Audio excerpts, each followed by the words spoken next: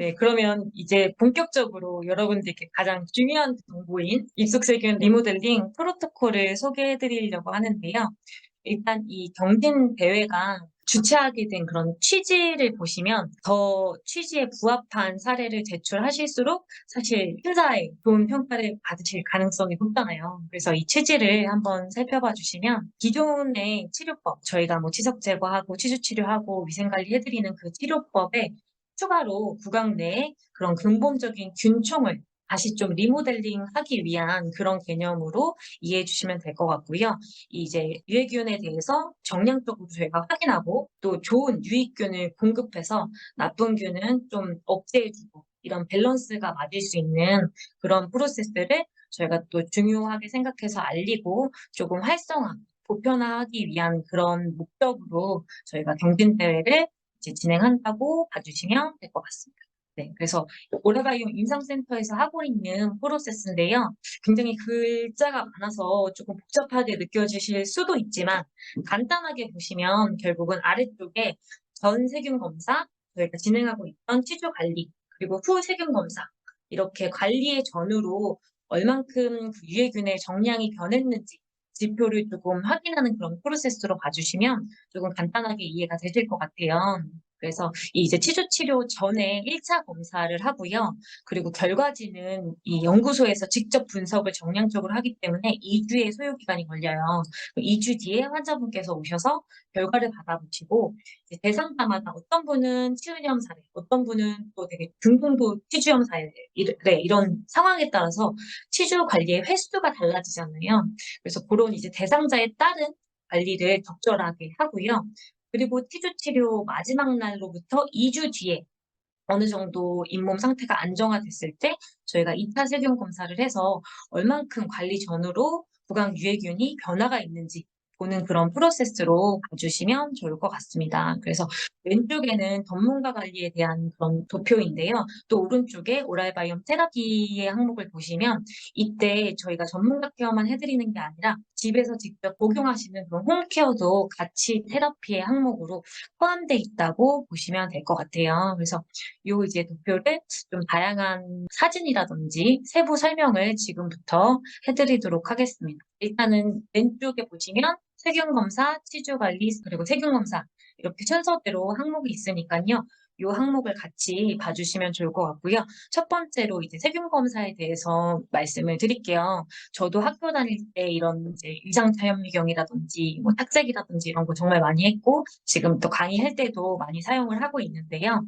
사실 구강 미생물을 분석할 수 있는 방법들이 굉장히 여러 가지가 있는데 착색, 현미경, 큐레 같은 것들이 있죠. 그렇지만 이 세 가지와는 조금 다르게 구강 유해균 검사는 세균의 종류 그리고 정확한 그 객관적인 수치 이런 정량화가 가능하게 저희가 볼 수 있다는 게 가장 좀 차별점인 것 같아요. 그래서 환자분들께서 최근은 이런 덴탈 아이스나 구강 관리에 대한 관심도가 굉장히 늘어서 세균이 있다는 거는 대부분의 환자분들이 사실 아세요. 그래서 이제는 세균이 있다는 걸로만은 환자분의 동기부여를 조금 하기 어렵기 때문에 이런 정량적인 수치 제공이 좀 필요하다고 말씀을 드리고 싶고요. 그래서 이 구강 유해균 검사 같은 경우에는 이제 현재 구강 상태를 저희가 체크하고 정확한 지수를 제공해서 이 추후에 위험도 있는 질병을 좀 예측할 수 있는 그런 도구, 툴로 이해를 해주시면 좋을 것 같습니다. 그래서 아래쪽에 오랄바이옴이라는 건 구강 내에 서식하는 그 세균을 통칭하는 건데요. 이 오랄바이옴 체크라는 검사에서는 구강 내 대표적인 유해균 7가지를 정량적으로 분석한다고 보시면 될 것 같아요. 균이 종류가 워낙 많기 때문에 그 모든 걸 저희가 검사할 수는 없지만 가장 대표적인 유해균에 대해서는 알아야 해서 이런 이제 7가지 균을 선별했고요.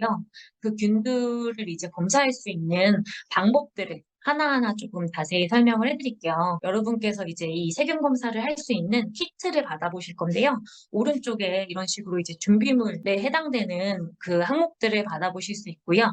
방법은 이제 1번에 보시면 채취를 준비할 때 동의서를 받아주셔야 되세요. 그리고 실제로 환자분이 가글링을 통해서 검사를 하고 그리고 이제 용기에 담아주시면 냉장 보관해 주셔야 되시고 얘를 이제 택배로 또 보내주시면 연구소에서 분석해서 2주 뒤에 결과지가 제공되는 그런 큰 프로세스로 이해를 해주시면 될 것 같습니다. 그래서 이제 이 세부 항목을 또 설명드리면 이 유해균 검사 동의서 같은 경우에는 해당 이런 종이로 양면으로 구성돼서 저희가 같이 발송을 해드릴 건데 앞장은 환자분의 기본적인 정보를 쓰실 수 있게 해드렸고요. 또 밑에 이제 개인의 타액을 수집해서 저희가 검사한다는 그 동의에 대해서 가볍게 서명을 받고 있고요. 오른쪽에 보시면 이제 항목들이 크게 네 가지로 관례가 되어 있는데 검사 직전 행위, 평상시에 양치질을 뭐 식사하신 다음에 1시간 이내에 뭐 하시는지 이런 부분들을 조금 확인할 수 있는 그런 생활 습관 부분으로 이 이제 질문을 해주시면 좋을 것 같고요. 왼쪽 아래는 전신 건강 상태. 이분의 이제 뭐 약복용이라든지 평상시 뭐 보조제를 얼만큼 드시는지 이런 것들을 확인할 수 있고요. 오른쪽에 보시면 구강 현황 및 관리 행태. 어떤 이제 용품들을 쓰는지 체간 칫솔, 가글기, 전동 칫솔 같은 것들을 같이 조금 체크를 하실 수 있고요. 이제 오른쪽 아래 흡연이라든지 음주 이런 생활 습관들을 저희가 같이 확인할 수 있어서 이 항목들을 저는 그냥 동의서만 받으시는 것뿐만 아니라 이 항목들을 통해서 환자분이랑 대화를 하시면서 이분이 구강 관리에 좀 관심이 있으신지 평상시 어떤 라이프를 살고 있는지, 우리가 코칭해드릴 항목이 어떤 여지가 있는지, 이런 것들을 또 파악하시면 환자분의 매니징하고 좀 끌어가기에 좋다는 생각이 많이 들어요. 그래서 이런 이제 동의서 항목들을 좀 활용하시면 더 좋을 것 같습니다. 그리고 이제 동의서를 받으시면서 이제 그 이 구강 배경 검사를 진행을 하실 건데요. 세부 내용도 저희가 PDF로 또 정리해서 보내드릴 거니까 지금 암기는 안 하셔도 됩니다. 하지 마시고요. 예, 스틱 가글을 30초 동안 강하게 좀 가글 해주셔야 돼요. 그래야 유해균이 검출될 수 있으니까요. 그리고 뚜껑이 새지 않게 꽉 닫아주시고 성함과 뭐 차트 번호 이런 것들 작성해 주시고요.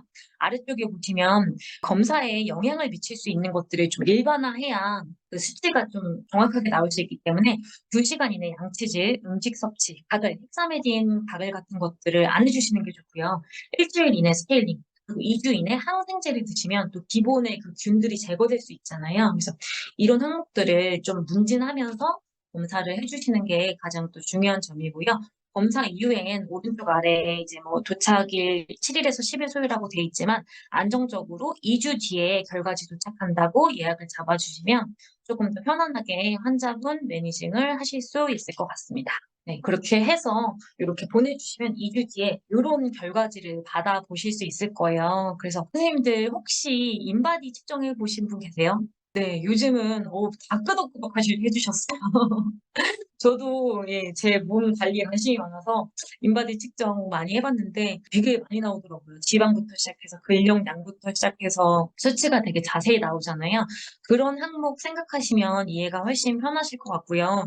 저는 환자분께 설명드릴 때 구강 인바디 마찬가지다 이렇게 좀 쉽게 설명을 드리기도 하거든요. 그래서 전체적인 궁합 지수가 크게 4단계로 나뉘어져 있는데 지금 양호, 저위험군, 중위험군, 고위험군 이렇게 왼쪽 위에 신호등 같은 4가지 색깔이 보이시죠? 그래서 크게 4단계를 설명드리고 세부 수치가 그래서 누구누구님은 몇 점이에요? 라고 말씀을 드리고 있어요. 그래서 이 점수가 뭐 너무 높게 나왔다고 해서 좌절하지 마시고 저희가 관리를 통해서 얼만큼 낮아지는지 비슷한지 이런 변화를 보시면서 주기적으로 관리하시는 게 중요하다고 말씀드리면 너무 속상해하지 않으시더라고요. 네, 그래서 그런 식으로 안내해 주시면 좋을 것 같고 왼쪽 아래 치주염, 충치, 구취에 대한 또 관련성 있는 균의 분석을 통해서 중이염인지 고위험인지 이제 세부 항목도 평가하실 수 있으니까 이런 것들도 환자분들에게 제공해 주시면 요즘은 일반적인 진료뿐만이 아니라 좀 새로운 그리고 또 고퀄리티의 정보를 제공받았을 때 내가 원래 갔던 관리가 훨씬 하이 퀄리티로 느껴질 수 있잖아요. 그래서 이런 이제 정보들을 잘 활용하시면 좋을 것 같고요. 오른쪽에 구강유해균 상세 결과 항목이 이렇게 있어요. 그래서 크게 7가지 균에 대한 그 지표가 있는데요. 그 오른쪽 이제 그 막대 그래프 보시면 빨간색, 주황색, 보라색으로 돼 있고 그 뒷단에 회색으로 또 수치가 이중으로 돼 있어요. 그래서 회색 수치는 일반인의 평균 수치로 보시면 될 것 같아요. 그래서 절대적인 양이 아니라 일반인 평균보다 얼마큼 높은지로 또 환자분들에게 안내를 해드리면 되니까 그렇게 매니징 해주시면 좋을 것 같고요.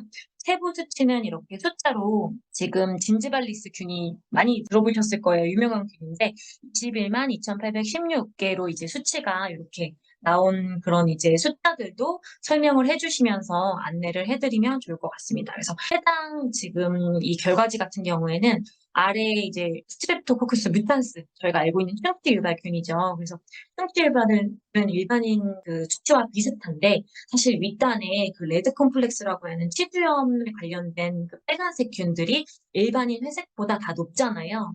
그래서 지금 치주염균에 한해서 더욱 관리를 신경 쓰시면 좋을 것 같다. 이런 선상으로 저희가 설명을 해주시면 환자분들이 굉장히 흥미롭게 들어주시더라고요. 그래서 이렇게 구분을 이제 해석을 해주시면 좋을 것 같고요. 세부 균들에 대해서는 조금 공부를 하셔야 됩니다.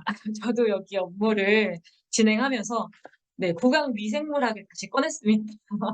그래서 요즘에는 인터넷에 워낙 또 검색하면 네, 책 이상의 정보들이 워낙 많이 나오잖아요. 그래서 많이 들어보신 균들도 있고 조금 생소한 균들도 있겠지만 한번 찾아보시고 네, 추가적으로 공부하시면 좋을 것 같은데 네, 크게는 뭐 치조 골파계 그리고 유해인자 생성, 난치성 치주염 유발이라는 그 레드 컴플렉스 균 3개 그리고 이제 구강 내 농약 유발, 치주염 복합 감염 유발, 바이오필름 형성하는 이런 오렌지 컴플렉스, 염증과 농약에 해당된 균 3개, 그리고 마지막으로 아래쪽에 충치 유발균 이렇게 크게 7가지로 항목을 나눠서 말씀을 드리고 있고요.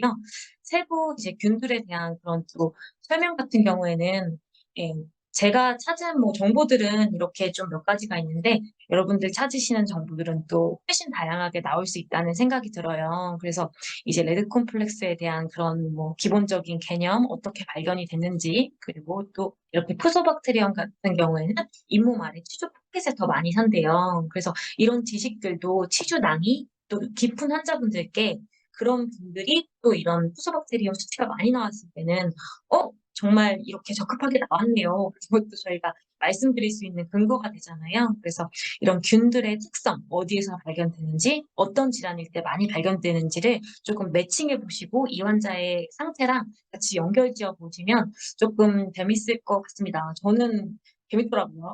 그래서 계속 그런 연관성을 찾아보고 있습니다. 그래서 저희 OBCC에서 관리해드리는 환자분의 실제 사례인데요. 이분은 50대 남성분이시고 당뇨약 복용 중이셔서 아무래도 또 치주에 대한 연관성이 깊잖아요. 지금 전치부도 수평적으로 골소실이 조금 많이 일어났고요. 네, 수직적인 골소실이 일어난 부분들도 이제 여기 14번 보시면 치아가 실제로 모빌리티도 있는 치아예요. 그래서 또 임상사진 보시면 전치부에서는 쭉 눌렀을 때 농양이 바로 나올 정도로 조금 염증 상태가 좀 심한 분이신데 검사했을 때 이렇게 백점이 나오더라고요. 그래서 정말 발치에 대한 치아가 있다든지 수납이 정말 깊어서 막 버스가 나오는 치아가 있다든지 그런 분들은 굉장히 또 고수치 95점, 100점 정도의 수치도 많이 나오기 때문에 한번 요런 잇몸 상태, 구강 상태에 맞춰서 어떤 결과가 나오는지 추이를 살펴보시면 좋을 것 같아요. 그래서 여기까지 제가 세균 검사에 대해서 말씀을 드렸고요. 그리고 저희가 이제 이런 유해균에 대해서 검사를 하는 것만으로 변화가 생기진 않잖아요. 결국은 상황 파악을 정확하게 하는 것도 중요하지만 그 상황에 맞는 수행을 해줘야 이 구강 상태가 좀 변화를 할 수 있잖아요. 그래서 그 수행을 저희가 기본적으로 알고 있는 그 이제 뭐 SRP라든지 뭐 활색이라든지 치석 제거라든지 이런 치위생, 수행 과정 같은 것들을 많이 이제 진행을 하는데 거기에 추가적으로 이 이제 오랄 바이옴 테라피라는 유익균을 공급해주는 그런 요법을 같이 이제 임상센터에서 하고 있어요. 왜냐면 유해균을 제거만 했을 때는 이 사람의 몸의 균총이 기존 세팅값이 변하지 않기 때문에 또 시간이 지나고 관리를 못해주면 다시 그 유해균이 추가될 가능성이 높거든요. 그래서 유해균을 제거했을 때 유익균을 공급을 해줘서 이 기본적인 균의 좀 세팅을 바꾸는 그런 이제 현상으로 이해를 해주시면 좋을 것 같습니다. 네, 그래서 이 오랄바이옴 테라피라는 거는 저희가 치료의 그런 범주로 보지는 않고요. 치료 같은 경우에는 질병이 있을 때 확실한 결과가 나올 수 있는 그런 항목인데, 이제 테라피 같은 경우에는 저희 기본적으로 받는 케어나 마사지 같은 것들로 이해를 해주셔서 조금 더 질병에 도움이 되는 그런 요법으로 이해를 해주시면 좋을 것 같고요. 임상센터에서는 크게 세 가지의 오랄 바이옴 테라피를 안내를 해드리고 있습니다. 그래서 첫 번째로는 홈케어, 직접 환자분이 복용을 하시는 거예요. 그래서 이게 이제 구강은 물론 장까지 관여하기 때문에 가장 조금 확실하고 또 환자분이 오랫동안 복용하실수록 결과가 좋은 방법이라고 이해해 주시면 될 것 같고요. 저희 센터에서 전문가 케어를 하고 있는 방법은 이제 구강에 직접 부포하는 것, 그리고 포켓 속에 저희가 유익균이 좀 재정착할 수 있도록 시린지로 넣어드리는 것, 이렇게 두 가지로 보시면 될 것 같습니다. 그래서 최근에는 이제 예방관리하고 있는 치과들이 점점 또 늘어나고 많아지기 때문에 치과에서 전문가 칫솔질로 좀 차별화를 해드리고 이제 열구 같은 부위를 세정해드리고 이런 좀 추가적인 행위들을 다른 치과들에서도 많이 하고 있는 걸로 알고 있어요. 그래서 이런 요법이 이제 스케일링이라는 거, 치석 제거라는 거는 건강보험 된다는 가정하에 모든 치과에서 받지만 우리 치과에서 조금 더 특별하게 차별화해줄 수 있는 그런 또 아이템으로 이해를 해주시면 좋을 것 같습니다. 네, 그래서 복용법 같은 경우에도 저희가 센터에서 환자분들께 직접 안내를 해드리고 있는데요. 일단 저희 센터에서 사용하고 있는 제품은 닥스메디 프로바이오틱스 포에스라는 제품인데 이 제품이 이제 효과 쪽에 보시면 치주염균 그리고 생장억제 그리고 치주염 완화 충치균도 생장을 억제하고 또 산화질소도 보충해주는 그런 효과들을 가지고 있어요. 그래서 이런 효과 실험 같은 내용들을 바탕으로 환자분들께 설명을 드리면 이왕이면 이 구강 전문가들이 만드는 제품으로 먹고 싶다라는 반응들을 많이 해주시고 또 믿고 기분 좋게 복용해 주시더라고요. 그래서 아무래도 구강에 조금 더 작용을 해드리게끔 치과에서는 저희가 설명을 해드려야 되잖아요. 그래서 바로 삼키시는 게 아니라 입안에서 조금 더 오랫동안 머물 수 있게 저희가 가글링을 하셔서 조금 입안에 머무르고 삼켜주시는 그런 방법으로 센터에서 안내를 해드리고 있고요. 그리고 저도 개인적으로 뭐 장류상균 이런 거 좀 건강 챙긴다고 먹었던 사람인데 그 보장균수에 대해서는 인지하지 않고 그냥 먹었었거든요. 근데 이런 보장균수도 차별화가 많이 있더라고요. 그래서 센터에서 저희가 지금 추천드리는 제품은 냉장 보관을 해서 좀 생균으로 보장될 수 있게 100억 보장의 균수로 관리를 할 수 있는 제품이어서 이런 제품들을 조금 안내드리고 복용하시길 추천을 드리고 있고요. 또 복용 방법도 여쭤보시더라고요. 밥 먹고 먹어야 되는지, 저녁에 먹어야 되는지 이런 것들을 물어보시는데 가장 효과적인 방법은 식전에 복용하시는 게 좋다고 해요. 아침, 저녁 상관없이. 그래서 이런 팁들도 이왕이면 안내해드리면 더 조금 이런 치과의생사의 관리, 이 치과에 대한 관리에 믿음을 가지시고 잘 환자분이 따라와 주실 것 같습니다. 그리고 이제 두 번째로 저희가 전문가 케어를 해드리는 구강 복부인데요. 이 이제 프로바이오틱스의 절반을 셀라인이랑 저희가 믹스해서 종이컵에 이렇게 담아서 이 액을 이제 치은 열구로 넣어주신다고 생각하시면 될 것 같아요. 저희 전문가 칫솔질 할 때도 치약이라든지 아니면 뭐 바그렉 아니면 헥사메딘 같은 것들을 열구에 넣어서 세정해드리잖아요. 그런 비슷한 개념으로 이해를 해주시면 될 것 같고요. 이 이제 치은 열구 속에 넣어드리는 전문가 칫솔질은 비교적 조금 건강한 치은염 환자분들이라든지 치주 포켓이 너무 깊게 형성되지 않은 분들에게 진행을 해드리고 있고요. 이제 전문가 칫솔질을 진행한 후에 그 나머지 절반은 관리가 끝나고 복용하실 수 있게끔 이렇게 안내를 해드리고 있어요. 그래서 환자분들께 또 멘트 해드릴 때는 저 잇몸 건강에 좀 증진에 도움이 될 수 있게 이 치료 부위에 조금 도움이 될 수 있게 잇몸 유산균, 구강 유익균, 치은 열구에 넣어드릴게요. 이런 이제 멘트를 설명드리면서 진행을 해드리고 있습니다. 그래서 이 이제 전문가 칫솔질 하고 나서 또 이제 치주낭에 적용을 하고 있는 세 번째 방법이 있는데요.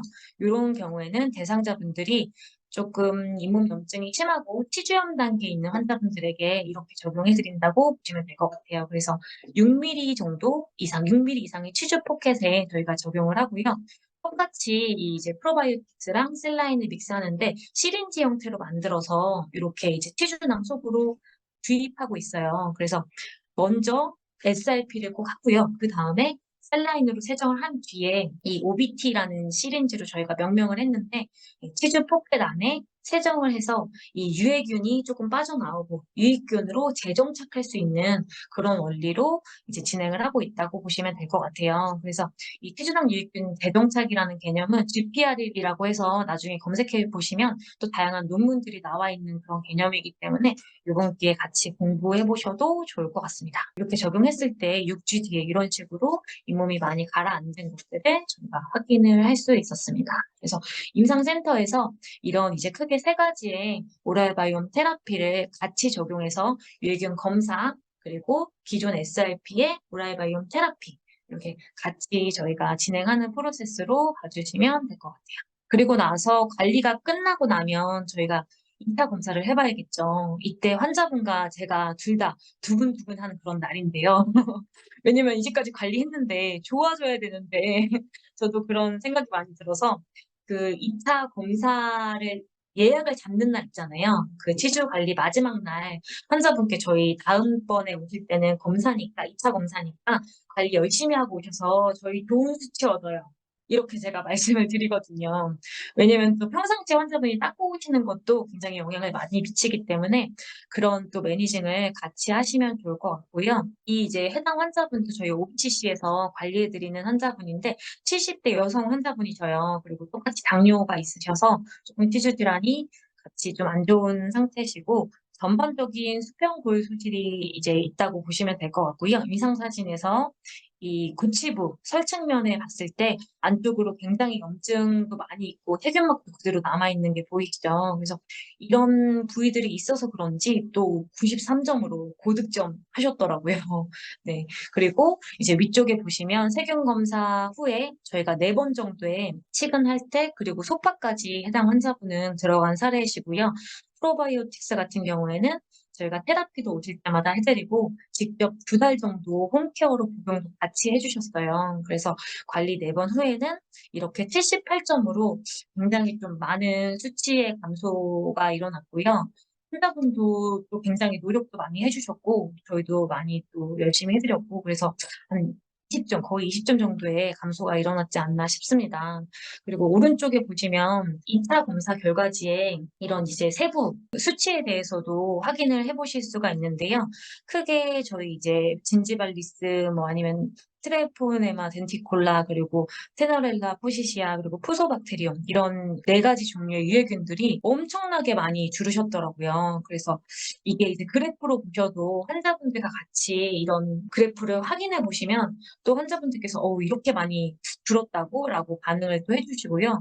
또 숫자를 보시면 어마무시하죠. 네, 이런 이제 많은 수치가 이렇게 훨씬 적은 수치로 줄었다고 또 말씀을 드리면 내가 느끼는 걸로만 좋아진 게 아니라 정말 긍정적으로 줄었다라고 얘기를 많이 해주셔서 그런 툴로 저희가 활용을 하면 좋을 것 같습니다. 그리고 지금 이제 지수가 이렇게 많이 떨어졌잖아요. 그래서 이 떨어진 지수에 맞는 또 추후 주기도 그 선생님들께서 설정을 같이 환자분들이랑 해보실 수 있으니까요. 그렇게 관리하시는 툴로 사용을 하시면 좋을 것 같고요. 이 이제 유해균 검사 같은 경우에는 언제 하는 게 좋아요? 또 이렇게 물어봐 주신 분들이 있어서 티주 관리 대상자 분들의 프로세스를 말씀드렸지만 임플란트 환자분들도 비슷한 개념으로 적용한다고 될 것 같아요. 그래서 수술하나요? 그래서 수술 후에 티주 관리 후에 2주 뒤에 똑같이 검사를 하고요. 그리고 2차 검사 이후에 임플란트 환자분들은 또 한 5개월에서 6개월 뒤에 사실 크라운 올라가고 이렇게 단기적으로 보시는 분들이 많으시잖아요. 그래서 3개월 뒤, 6개월 뒤 이런 3차 검사, 4차 검사, 추적 검사를 했을 때 또 얼만큼 좋아지는지 나빠지는지 같은 것들을 확인할 수 있어요. 그래서 저희가 초반에 2주 간격으로 관리를 하면서 1, 2차를 검사했을 때는 사실 떨어지는 게 어찌 보면 당연할 수 있는 조건이잖아요. 이분이 치과에 그렇게 자주 안 오시다가 2주 간격으로 몇 번을 오셨으니까 떨어질 확률이 높죠. 근데 그 뒤에 뭐 한 달, 2달, 3달 동안 안 오시다가 또 검사했을 때는 이만큼 수치가 유지되는지도 봐야 하거든요. 그래서 그런 선상으로 환자분들과 수치를 체크한다고 이해를 해주시면 될 것 같습니다. 그리고 또 뭐 기타 이번에는 저희가 뭐 샘플링으로 제공이 되기 때문에 크게 상관이 없으시겠지만 추후에 이런 것들을 도입하면 좋을 것 같아요라는 또 의견에서 어떻게 이 비용 책정을 하는지도 또 질문이 있어서 같이 말씀드리는데요. 대부분의 예방 프로그램을 진행하고 있는 치과들이 이 예방 자체는 수가가 아직 정착이 되지 않아서 기존의 비급여로 항목화돼 있는 불소독 착색 제거 같은 것들을 활용해서 같이 조금 프로그램화해서 받는다고 보시면 될 것 같고요.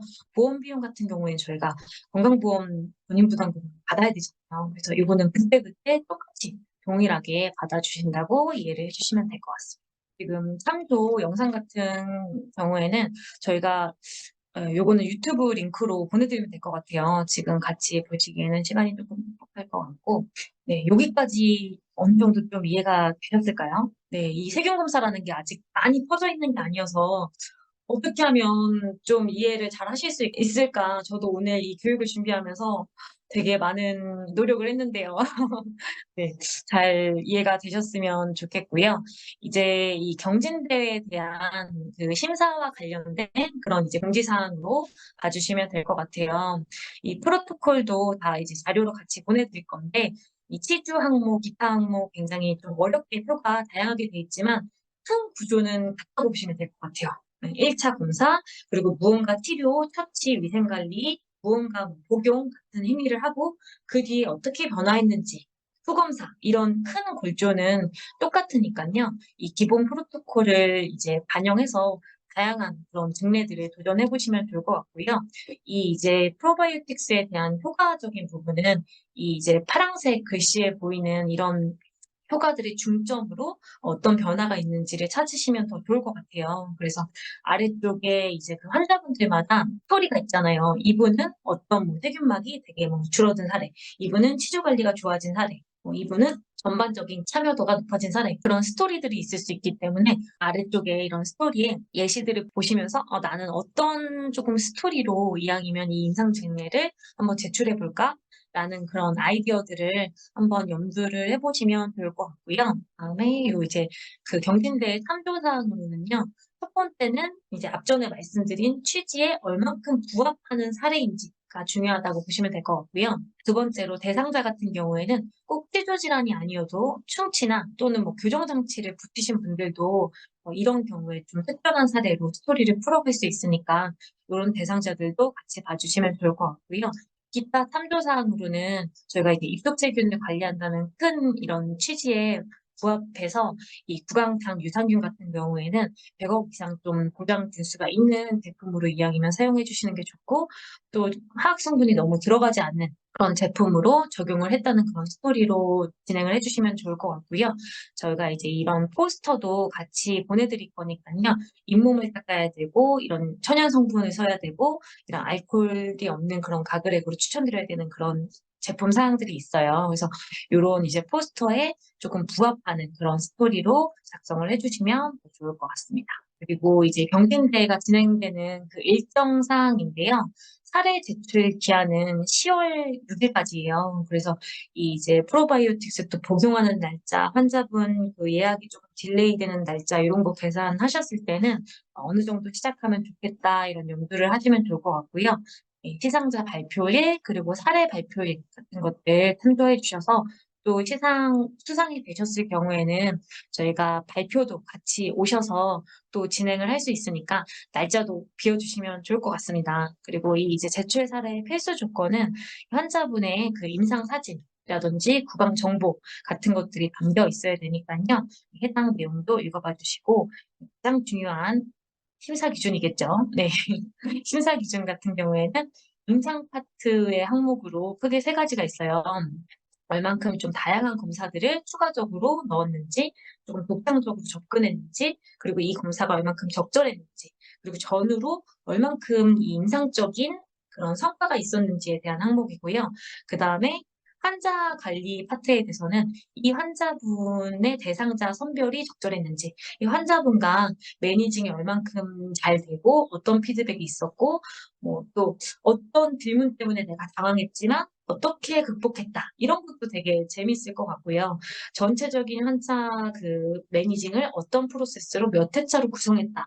이런 것들도 좀 재밌는 스토리가 될 것 같아요. 그래서 크게 이렇게 1, 2파트로 저희가 심사를 한다고 봐주시면 될 것 같습니다. 내용이 오늘 어마무시해서 제가 거의 랩하듯이 달렸는데요. 오늘 이 내용을 다 암기하실 필요는 전혀 없으니까 저희가 이제 정리해서 PDF로 또 전송을 드릴 예정입니다. 근데 제가 이 내용들을 전달드리면서 선생님들의 또 표정이나 이 모습들을 봤을 때 아, 나는 어떤 사례를 하면 좋을까라는 생각을 엄청 막 따뜻하게 해주시는 그런 눈빛들을 저는 읽었어요.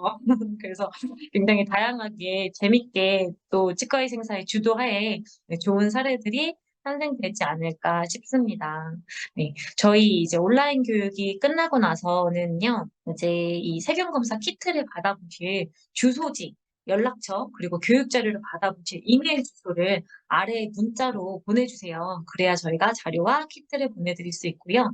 또 저희 이제 이 교육 내용은 저희 내부 외부와 같이 경진대회가 진행하기 때문에 이 동일한 정보 하에 심사가 이루어져야 돼서 일단은 최대한 동일한 정보로 진행을 해보시고 추가적으로 너무 이건 이해가 안 된다, 궁금하다 하시는 사항이 있다면 또 이렇게 전화나 이메일 통해서 문의를 해주시면 좋을 것 같습니다. 오늘 잘 들어주셔서 감사드리고 문자로 보내주시면 될 것 같습니다. 수고 많으셨습니다.